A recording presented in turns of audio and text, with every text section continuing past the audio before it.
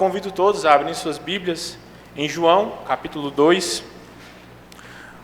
Evangelho segundo escreveu o apóstolo João, no capítulo 2, nós faremos a leitura dos versos de 1 ao 11.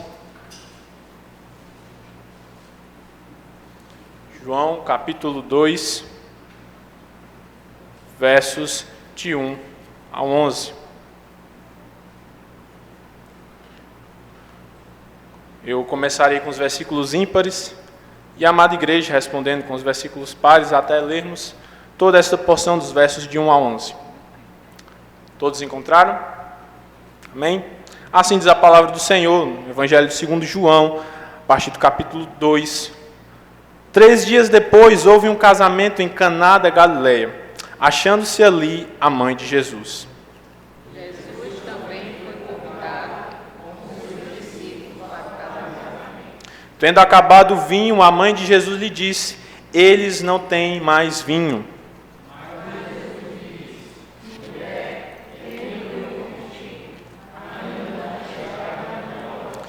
Então ela falou aos serventes: fazei tudo o que ele vos disser.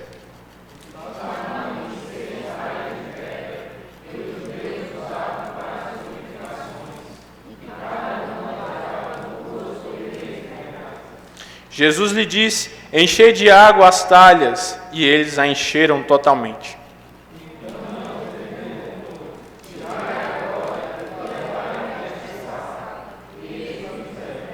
Tendo o mestre-sala provado a água, transformada em vinho, não sabendo de onde viera, se bem que o sabiam os serventes que haviam tirado a água, chamou o noivo.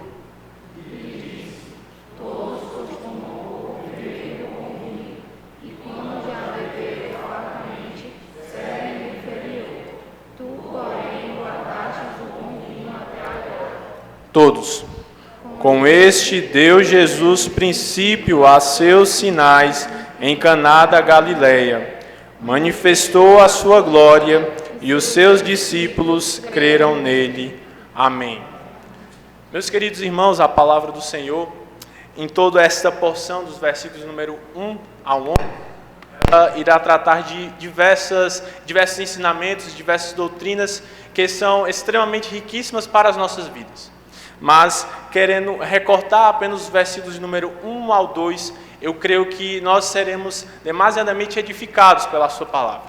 E por isso, o tema dessa pregação, desse sermão, desse ensinamento da palavra do Senhor é a grandeza do Deus relacional.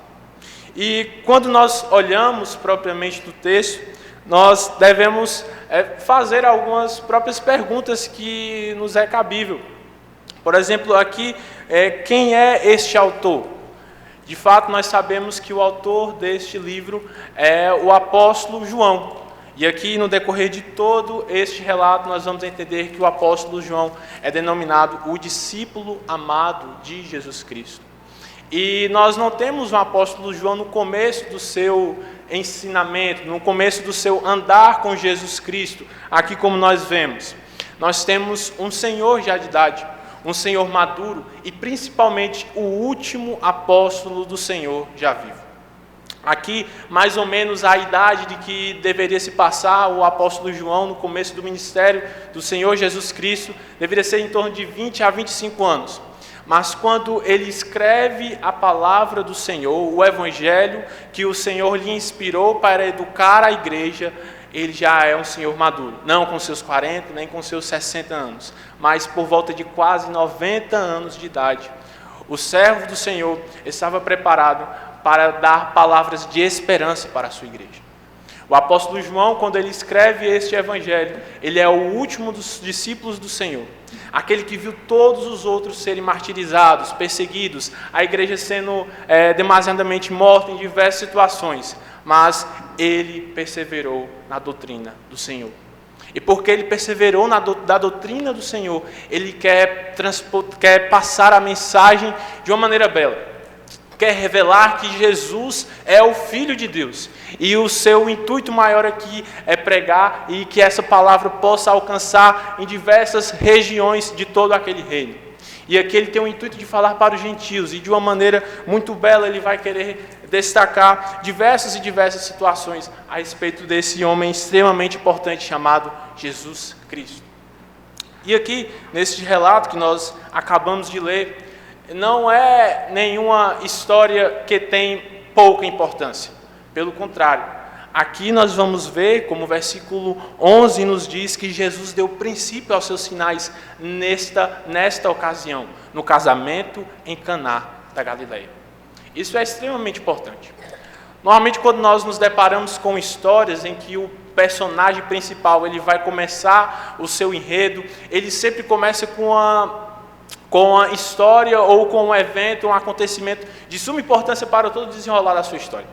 E aqui nós temos da mesma forma isso. Este personagem que o apóstolo João está querendo falar é Jesus Cristo. E ele está dando início ao seu ministério no casamento em Caná da Galileia. E principalmente ele não vai só dar início, mas ele vai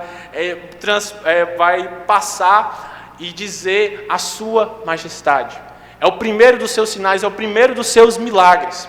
E aqui esse próprio relato nos dá fortalecimento para podermos vencer todas as falsas doutrinas que dizem que Jesus Cristo, quando era criança, ele havia curado um homem que havia tido um acontecimento, um acidente perto da sua casa. Jesus, quando ele era adolescente, ele desobedecia à sua mãe e o menino se machucou, que diversos escritos dizem a respeito disso.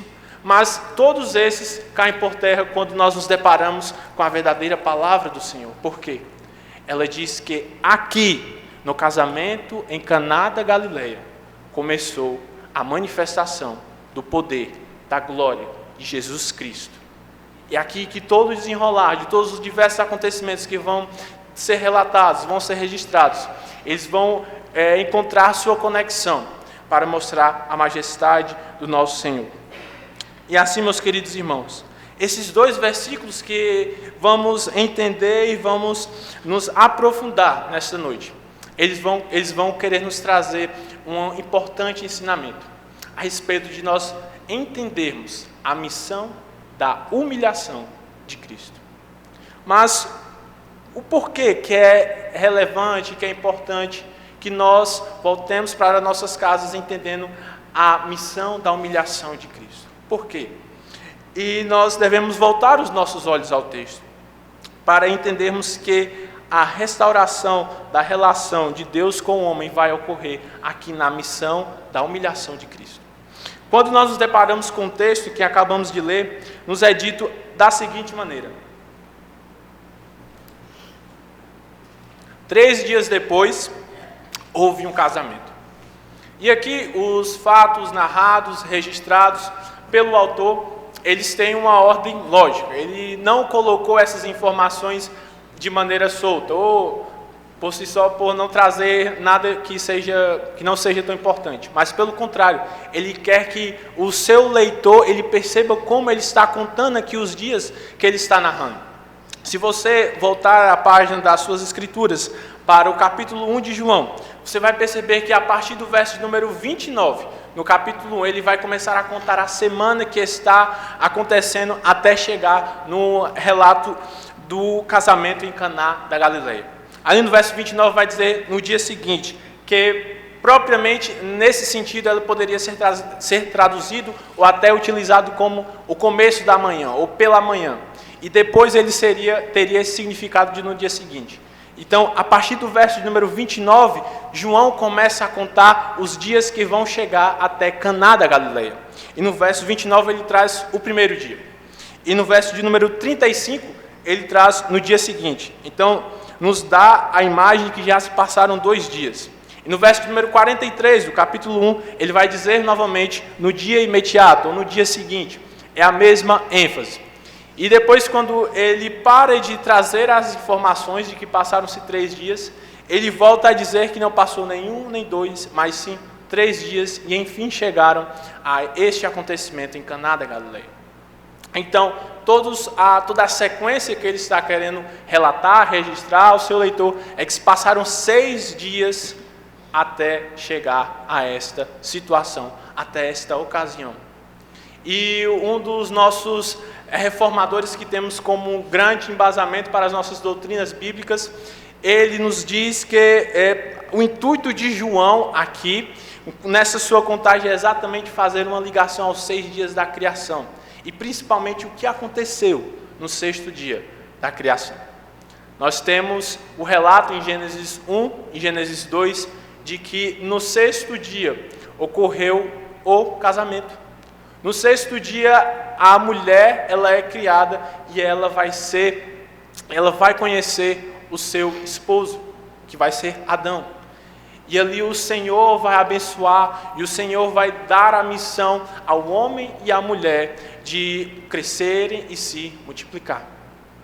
Mas qual a importância de nós entendermos principalmente o casamento que foi visto ali, feito uma referência em Gênesis, principalmente aqui, com Cristo Jesus começando seus relatos? No 6º dia, o que vai trazer a maior importância também é a relação de Deus e o homem. A relação da criatura com o Criador vai ser iniciada com aquele episódio. A partir daquele momento, vão trazer todas as histórias que nós já encontramos e nós já sabemos. Mas a ênfase que esse texto aqui, propriamente dito, vai querer nos mostrar é que Jesus está restaurando a relação entre Deus e o homem. E não há forma mais magnífica do que mostrar o ministério de Jesus Cristo exatamente com essa ocasião, com essa situação em um casamento. E aqui ele vai querer tratar, vai querer ensinar que o começo dessa relação vai ser restaurada, e principalmente apontar nos fatos que vão acontecer posteriormente a esses relatos. E o que nós conseguimos entender nas consequências desses atos é que na restauração do relacionamento entre Deus e homem, não foi o homem que se dispôs a ir ao Senhor, mas o que nós vemos é na relação de Deus e o homem, quem foi restaurar, quem foi trazer comunhão novamente, foi Deus. A pessoa de Cristo, o Senhor Jesus, ele se rebaixou e ele está indo na sua missão. E é ele que tem a autoridade, é ele que tem a força, é ele que tem o ímpeto. E é exatamente o que nós entendemos na nossa soteriologia, quando nós entendemos que a doutrina da salvação, em que um dos seus tópicos é exatamente trazer que os homens, eles estão totalmente caídos nos seus pecados. Eles não têm força por si só. E aqui, de forma bela, quer nos trazer exatamente isso também. O homem não poderia restaurar a relação, mas tem o homem que restaurou a relação entre Deus e os homens. E em seguida, como nós já bem entendemos a respeito desses 3 dias, nos é evidenciado principalmente a respeito deste casamento. E de maneira bela, os fatos, as explicações, os registros das Sagradas Escrituras não vai parar aqui a respeito do que significa o casamento. Essa relação, essa aliança, este compromisso aqui firmado. O que nós vamos entender, principalmente lá em Efésios 5, 25, é que o casamento, ele aponta para algo maior, algo de uma relação infinitamente mais maravilhosa, que é o relacionamento de Cristo e a igreja. E aqui, mais uma vez, vai ser dado ênfase a esta doutrina. Cristo, ele está indo até a sua igreja para revelar, para mostrar a majestade da sua glória. E aqui, nesses primeiros versos desse capítulo 2 de João, vai querer nos tratar exatamente disso. O Senhor Jesus restaurando e indo até a sua noiva, para que ela volte a ter comunhão com Ele, para que Ele possa ensinar e principalmente para que ela possa crer em Cristo Jesus.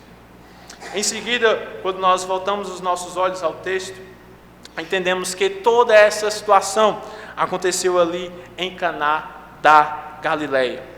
E esse recorte vai ser de total importância, principalmente porque aqui onde estava o discípulo Natanael, em que nos versículos anteriores ele escuta a voz do Senhor e crê também.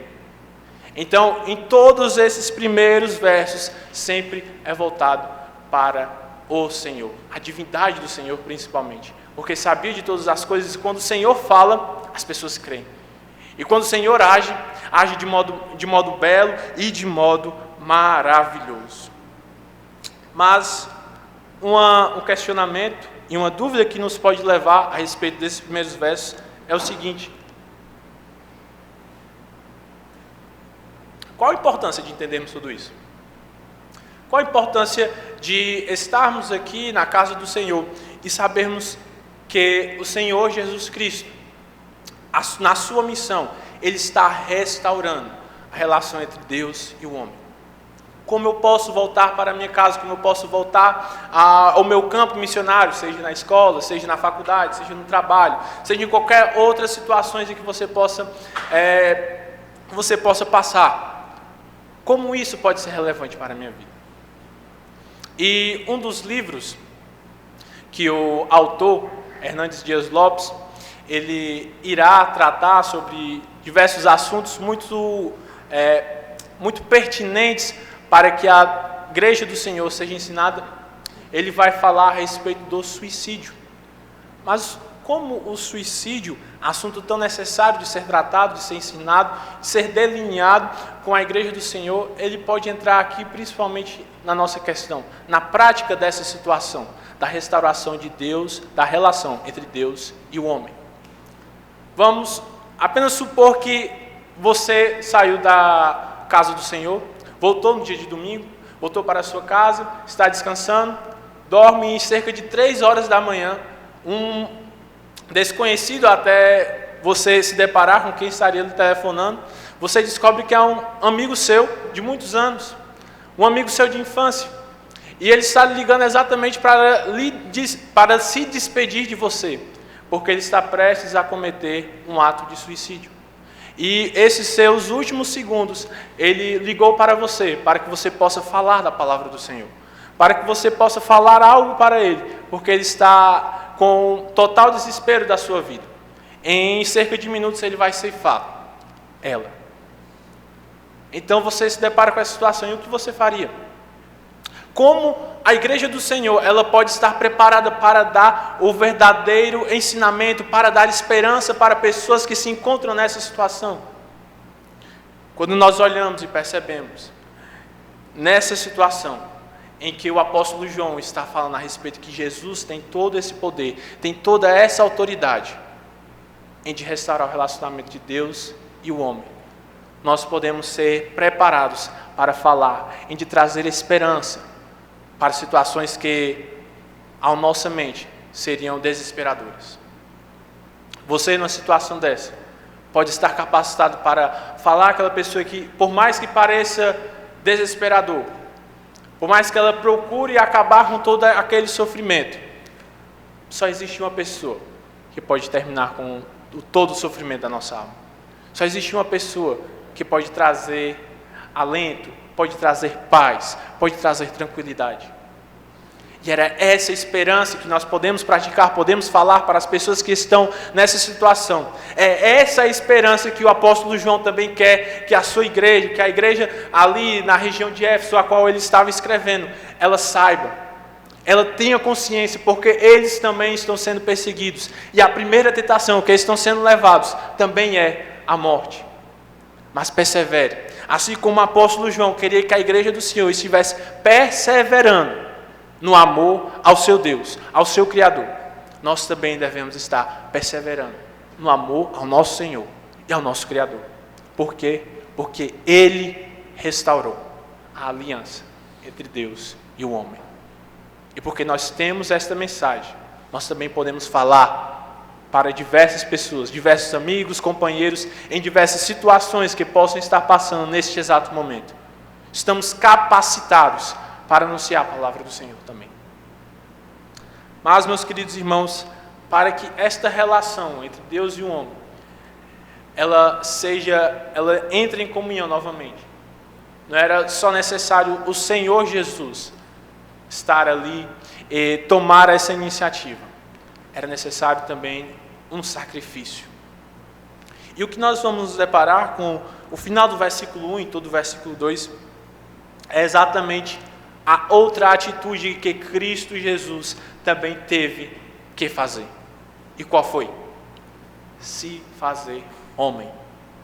Na missão da humilhação do Senhor Jesus Cristo, o seu intuito também foi se encarnar. E como nos versos iniciais deste livro, no capítulo 1 aqui de João vai falar, o verbo se fez carne e habitou entre nós. E aqui nós vemos exatamente a importância deste registro. Por quê? Se Jesus ele é um homem, se ele existe, então é necessário que este homem tenha o quê? Uma mãe. E o que nós vemos no final do relato do versículo 1 é o quê?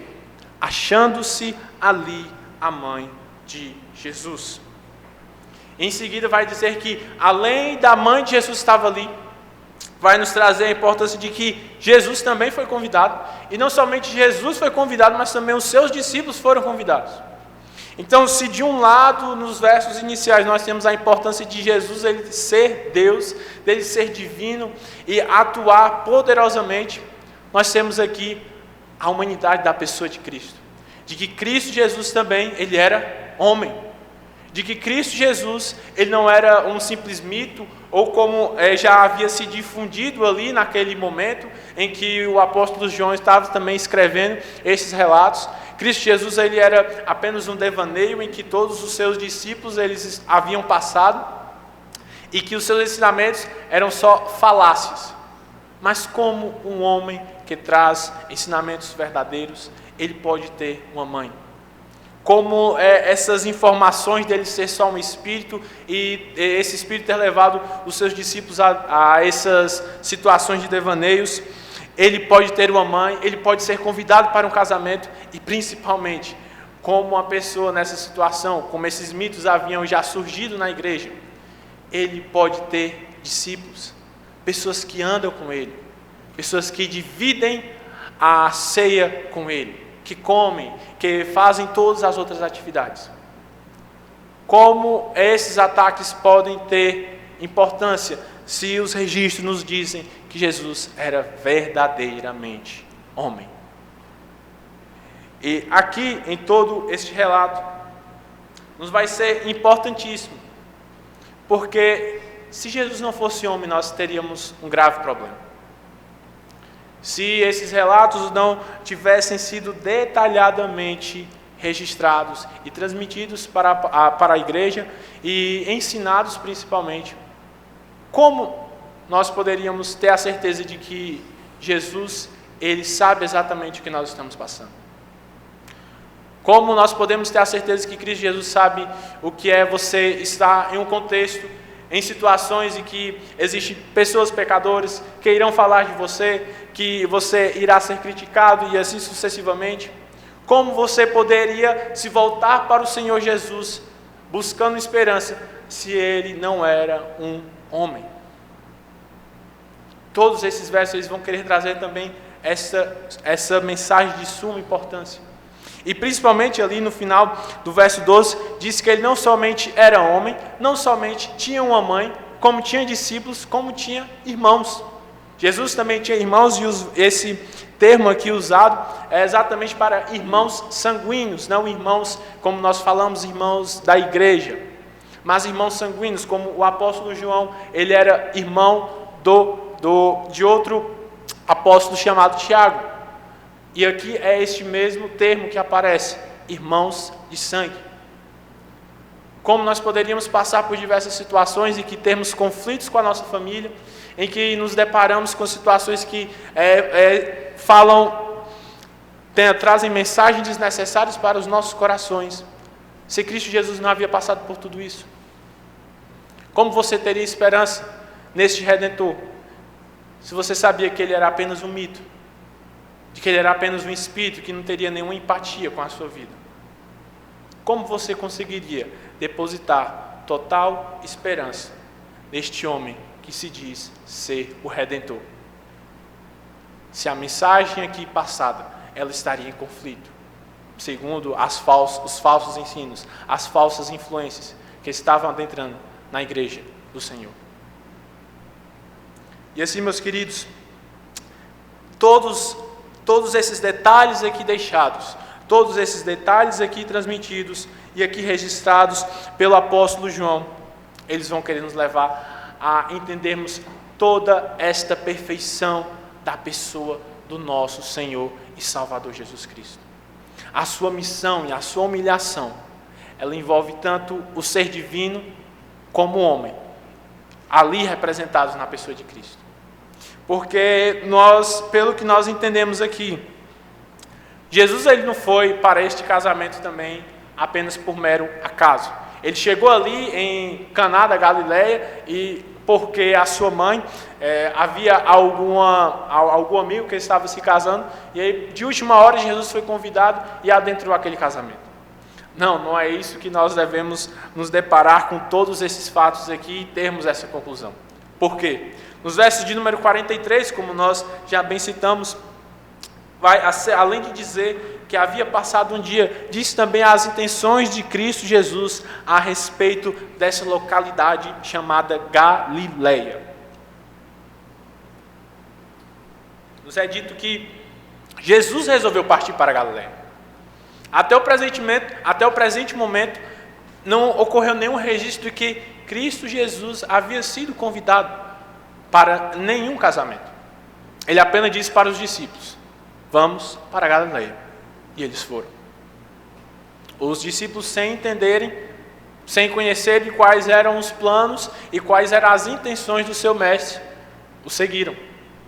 E quando eles estão ali naquela situação e entram ali naquela situação, naquele casamento, eles percebem e vão entender qual é o intuito de Cristo Jesus em ter ido para Caná da Galileia. E a forma como nós vemos aqui no versículo 2, apenas é que vai ser registrado o porquê Jesus estava ali em Caná da Galileia. Porque havia um casamento. E aqui, como nós bem entendemos, no verso de número 11, vai dizer que ele ele aproveitou aquela situação e usou essa situação para mostrar a sua glória. E nós temos mais outra doutrina extremamente importante da palavra do Senhor para as nossas vidas, que é exatamente o agir de Deus soberano e principalmente a responsabilidade humana. E o que seria isso?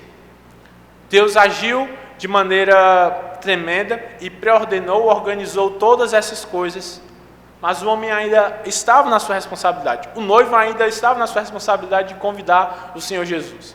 Mas esse acontecimento, este fato, este milagre que ocorreu aqui em Caná da Galileia, não aconteceu porque o noivo convidou de última hora, mas porque o Senhor, governando todas as coisas, Ele já havia preparado todas essas circunstâncias para a missão da humilhação de Cristo. E outra doutrina essa doutrina que nos vai ser apresentada também como consequência a própria predestinação. O Senhor sabe onde estão os seus eleitos. O Senhor os escolheu. O Senhor governa em todas as circunstâncias para que a palavra seja revelada. Porque no final desse verso nós vamos entender que os discípulos creram nele. E o Senhor já sabia que naquela ocasião isso iria acontecer. Então, além de mostrar toda a forma como Jesus ele agiu, a forma das suas atitudes também mostra de maneira invisível a forma como ele governa e como ele preordena e predestina todas as coisas. E principalmente já sabia onde seus eleitos, os seus escolhidos estariam para serem edificados pela sua palavra, para verdadeiramente crerem no seu nome, crerem no seu poder e crerem na sua majestade. E assim, meus queridos irmãos, as aplicações que nós podemos fazer a partir desses relatos são de suma importância para a igreja, são de suma importância para o povo do Senhor. Por quê? Nesses dois versículos, o que nos vai ser salientado, que nos vai ser ensinado em todos esses versos, em todos esses detalhes aqui registrados, é que nós também devemos ter uma missão que envolve humilhação. Porque se Cristo Jesus, na sua missão, ele teve que se humilhar, como a igreja do Senhor pode viver sem ser em humilhação? Como a igreja do Senhor pode ser cada vez mais parecida com Cristo, se ela também não quer ter humilhação nas suas atitudes, nas suas ações? E como isso pode ser aplicado principalmente a um importante tema e assunto da igreja, que é necessário ser reavivado, que nos trata a respeito das próprias missões, da missiologia, da área missionária, do reavivamento a esse ímpeto tão majestoso, tão belo que nos é registrado ali em Atos da igreja do Senhor, da igreja primitiva, sempre está com fervor na palavra do Senhor e principalmente com fervor em falar da palavra do Senhor em toda situação. Como nós podemos entender isso a partir do que nos é relatado aqui? O que nós vamos perceber e principalmente o que nós vamos poder aplicar às nossas vidas é que em todos os momentos nós não vemos Cristo Jesus trazendo desculpas para a sua missão. Nós não vemos Cristo Jesus dizendo que não tem oportunidade para anunciar a palavra do Senhor. Qual era a situação em que envolvia aqui o seu convite? Ele havia sido chamado para um casamento. E o que nós, naturalmente, poderíamos dizer, não tem a necessidade de falar, não tem a necessidade de divulgar, não tem a necessidade de dizer nada sobre Jesus, porque eu estou indo, por exemplo, a um casamento. Mas, quando nós olhamos para a figura do nosso Redentor, a figura do nosso Mestre, ele trouxe essas desculpas? Ele trouxe algumas divergências, algumas dificuldades que poderiam acontecer? Ou ele sempre se demonstrou pronto para falar da palavra do Senhor? E é porque o nosso Redentor, ele está disposto para falar em todas as situações, é que também a igreja deve estar disposta a falar em todas as situações da palavra de Deus. Por quê? Porque essa é a missão, e uma missão que envolve humilhação do Redentor, Cristo Jesus. E se Cristo é o cabeça da igreja, o seu corpo também deve estar unido. O seu corpo deve ter as mesmas atitudes do que o seu Criador. E como nós somos impedidos pelo nosso próprio coração, pelo nosso próprio orgulho, porque se verdadeiramente a palavra do Senhor está sendo plantada, a palavra do Senhor está trazendo mudança nas nossas vidas, nos nossos corações, meus queridos irmãos, nós não conseguimos ficar calados. Nós não conseguimos se estar em qualquer situação e não falar desse evangelho, não falar dessas palavras de vida eterna. E por que, por exemplo, quando nós não vamos comprar ou não vamos à padaria, por que nós não aproveitamos essa oportunidade para falar do Senhor? Por que nós estamos calados?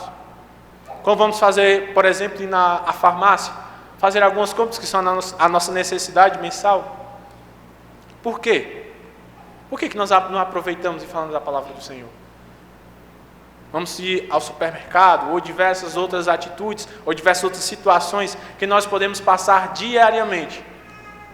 Porque a igreja do Senhor está calada em falar das boas novas. Porque a igreja do Senhor, ela não quer viver exatamente como o seu Salvador, como o seu Redentor viveu. É por isso, meus queridos irmãos, que nós devemos reavivar este ímpeto, reavivar a necessidade de falar da sua palavra, reavivar a sermos uma igreja verdadeira em Cristo Jesus, porque esta é a nossa missão e nós devemos cumprir. E sobre missão e sobre o cumprimento do que nós devemos viver, muitas vezes até aplicando a mensagem central desse texto, em de ter uma missão e a sua missão envolver humilhação. Não é isso que normalmente você encontra ou é divulgado no meio em que vivemos? Se você digitar, por exemplo, no oráculo chamado Google e fazer a seguinte pergunta: qual é o propósito da minha vida? Como descobrir o propósito da minha vida? Você vai encontrar diversas explicações para querer lhe aconselhar você a encontrar o verdadeiro propósito da sua vida. Mas o que a palavra do Senhor diz? Qual é o propósito da nossa vida? Qual é o propósito da igreja do Senhor? A palavra do Senhor é clara, dizendo o que a igreja deve fazer. E por que a igreja está indo ao mundo procurando as respostas? Por que a igreja do Senhor tem deixado as Sagradas Escrituras para ser aconselhado por aqueles que estão adulterando a palavra do Senhor? Se você tem procurado a sua missão, se você chegou aqui sendo quebrantado pelo Espírito Santo e buscando cumprir o propósito da sua vida, eu digo que a palavra do Senhor já deixou registrado qual é o propósito. Ide e fazei discípulos. Porque o que nós acabamos de ver é exatamente isso. É Cristo Jesus, Ele fazendo e cumprindo esse propósito. Cristo Jesus se humilhando para restabelecer a relação de um Deus com um homem. E principalmente se encarnando, se humilhando, para que as boas novas sejam divulgadas. E principalmente para trazer a redenção para os seus eleitos. E se Cristo Jesus já fez tudo isso, o que nos resta fazer? Se tudo foi Ele que fez. E Ele nos dá uma missão: proclamar os seus feitos. Proclame. Proclame, porque todo o resto não é você que faz. Não é você que pela sua própria vontade, pelo seu próprio ímpeto, vai conseguir mudar um coração de pedra para um coração de carne. A única coisa que a igreja do Senhor deve estar preparada para fazer é proclamar. Falar da palavra do Senhor. Nós estamos tão omissos nisso. Nessa grande missão, nesse grande propósito, buscando outros que a palavra do Senhor não nos revela. Assim, meus queridos irmãos, além desta missão de humilhação que a igreja do Senhor deve ter, aplicando às nossas vidas, a igreja do Senhor, ela também deve ter outra posição, outra atitude, além de anunciar as boas novas. E qual é? A igreja do Senhor deve permanecer unida. O que é que nós vemos aqui? O começo, a igreja primitiva, na sua forma embrionária. Nós temos aqui Maria e os discípulos do Senhor. E quem foram as primeiras pessoas que creram na palavra do Evangelho? Maria e os seus discípulos. A igreja do Senhor de forma embrionária, no seu começo, aqui ainda engateando. Mas como ela estava vivendo? Unida. E por que a igreja do Senhor tem tantas dificuldades em viver em união? Se os seus primórdios, a forma como ela havia engateado, estava engateando, era em união. E como podemos entender este ensinamento e principalmente aplicar às nossas vidas? Na nossa missão de humilhação que nós devemos ter diante do Senhor. Algumas reflexões, e uma reflexão que podemos fazer para exatamente trazer uma aplicação para as nossas vidas, é exatamente a oração. Mas não no sentido de dizer, meus queridos irmãos, orem, porque a palavra do Senhor nos chama a isso. Não, não é isso. A nossa missão, ela também vai nos chamar a uma humilhação. E quantos minutos nessa semana, ou propriamente neste mês, você passou com um irmão que não é da sua casa, mas que é aqui da igreja, orando pelos pedidos que ele havia compartilhado? Quantos minutos você passou dizendo o que está acontecendo, dizendo as dificuldades que você está passando, para que o irmão em Cristo possa saber, possa reconhecer e orar pela sua vida, para que Deus esteja lhe ajudando, para que Deus esteja lhe fortalecendo na sua dificuldade, nessa situação, nessa provação da sua fé? Quantos minutos você passou nessa semana? Ou propriamente nesse mês? Mas a dúvida que nos leva é: o que isso tem a ver com missão e humilhação? Eu lhe digo, a humilhação também é você expor e dizer o que está passando no seu coração. Porque se nós não estamos fazendo isso, nós não estamos nos humilhando, estamos sendo orgulhosos, e aí estamos pecando. E a igreja do Senhor, ela pode permanecer unida quando ela sabe o que cada um está passando. Quando você olha para esta igreja aqui reunida e sabe, esse irmão precisa dessa oração, e dessa oração, e dessa oração. E você está disposto a ajudá-lo em oração. A maior necessidade dessa pessoa. Desse seu irmão em Cristo. E mais uma vez, por que nós devemos fazer isso?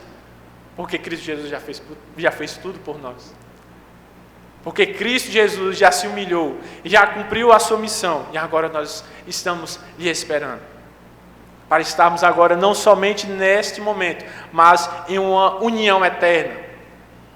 Em uma união que nós veremos todos os outros heróis da fé reunidos. E nessa união nós não teremos lugar para sermos orgulhosos. Nessa união trará a plena comunhão do Senhor. E assim, meus queridos, como nós já entendemos como as Escrituras aqui nos tratam de modo aplicativo em diversas áreas, nós também podemos olhar esses 2 versos e entender e perceber a clareza, a majestade e a profundidade do Evangelho do nosso Senhor, aqui registrado, nesses 2 versos. Porque se você chegou aqui desiludido com a sua própria vida, achando que você tem um relacionamento bom com seus amigos, achando que você tem um relacionamento bom com a sua família, achando que você tem um relacionamento bom no seu trabalho, na sua faculdade, bastava para você, eu creio que a palavra do Senhor lhe disse, ele confrontou, lhe mostrando que isso não vai passar, não vai bastar para o seu coração. Através do que nós estamos nos aprofundamos nessa noite, nós entendemos que não tem como nós termos um relacionamento com essas coisas pequenas e o nosso coração se bastar somente com isso. Ele sempre vai querer algo mais. Se você veio até aqui nessa noite, está achando que é apenas por egoísmo, porque você vai e busca satisfação em jogos, em outras coisas, em bebedices ou impurezas, e nunca consegue uma satisfação plena. Eu digo que existe uma pessoa, e existe um relacionamento, que você pode ter, que você vai ter uma total satisfação na sua vida. Uma total relacionamento com profundidade, que não vai lhe gerar dúvida, que não vai lhe gerar questionamentos. Pelo contrário, esse seu relacionamento ele vai trazer resposta para todas as dúvidas e questionamentos que você possa ter. E essa pessoa que pode trazer a verdadeira paz, que excede todo o entendimento, todo o conhecimento, toda a ciência desse mundo, ela pode ser encontrada exatamente neste homem que nos é relatado, nestes 2 versos, na pessoa de Cristo. E eu sei, esta igreja também é testemunha da beleza e da transformação que Ele é capaz de fazer. Se hoje estamos aqui, se hoje podemos ouvir a palavra do Senhor e nos fortalecer na santificação, é porque essa palavra é verdadeira. Não somente as Escrituras testificam a respeito do poder das Sagradas Escrituras, mas também a igreja do Senhor, ela testifica o poder e a transformação que ela é capaz de fazer. Porque todos nós, aqui presentes, temos histórias e mais histórias de como éramos e como agora somos. E a forma que o Senhor trouxe essa mudança, de maneiras que nós nem conseguimos explicar. Por isso, esses ensinamentos, esses detalhes, eles apontam para o verdadeiro Evangelho. O Evangelho puro e simples da palavra do Senhor. Porque o único capaz de trazer um relacionamento saudável para o seu coração, para a sua alma, Ele morreu. Mas Ele não somente morreu, como ressuscitou. Não somente ressuscitou, mas também ascendeu aos céus. E além de ascender aos céus, Ele irá retornar. Então você deve alimentar o seu coração nessa esperança, nessa verdade. E eu lhe digo com total convicção de que essa verdade, entre todas as coisas da sua vida, ela nunca irá mudar. Por quê? O autor deste livro é testemunha também disso. Essa verdade não mudou quando ele tinha 20 anos, e nem quando ele tinha quase 90 anos. Essa verdade lhe trouxe esperança nas dificuldades da sua juventude e das dificuldades da sua velhice. Por isto, esse autor, ele conclui dizendo exatamente isso. Em todas as situações, Cristo Jesus é o personagem mais importante de toda a história. Cristo Jesus é o personagem mais importante para a sua vida. E você não deve só saber que Cristo Jesus é o personagem, é o homem e a pessoa mais importante da sua vida, mas você deve crer em Cristo Jesus, como João 3,16 nos vai ser apresentado. Todo aquele que nele crê não pereça, mas tem a vida eterna. E existe uma clara diferença entre você saber quem é Jesus e você crer quem é Jesus. Você pode saber que Coca-Cola faz mal, mas você crer que Coca-Cola faz mal é totalmente diferente. Assim, nós, Igreja de Cristo, devemos olhar para esses relatos e sermos quebrantados pela forma majestosa que Cristo passou por essa terra. Forma majestosa do seu sacrifício, da sua humilhação, da sua missão, do seu glorioso propósito, que não só trouxe humilhação, mas uma humilhação apontando para uma verdadeira salvação. Que assim a palavra do Senhor, ela quebrante os nossos corações, traga verdadeiras mudanças, traga um ímpeto para vivermos para a glória de Deus. Amém. Façamos uma oração, meus queridos, nesse momento. Senhor nosso Deus, querido Pai, Criador e sustentador, te agradecemos por esta oportunidade de ouvirmos a Tua palavra. Te agradecemos por essa oportunidade de sermos quebrantados pela Tua palavra. Fortalece a Tua igreja, renove, Senhor, vivifica-nos, Senhor. E como nós bem cantamos, infla-nos, Senhor, inflama os nossos corações para a pureza, a verdade e a simplicidade do Teu Evangelho, para que nós não possamos nos conter, não possamos ficar calados, não possamos ter questionamentos e nem dificuldades, mas simplicidade em falar da Tua gloriosa palavra, proclamar, Senhor, os Teus gloriosos feitos, que assim possamos viver para a honra e glória do Teu nome. E assim oramos, em nome de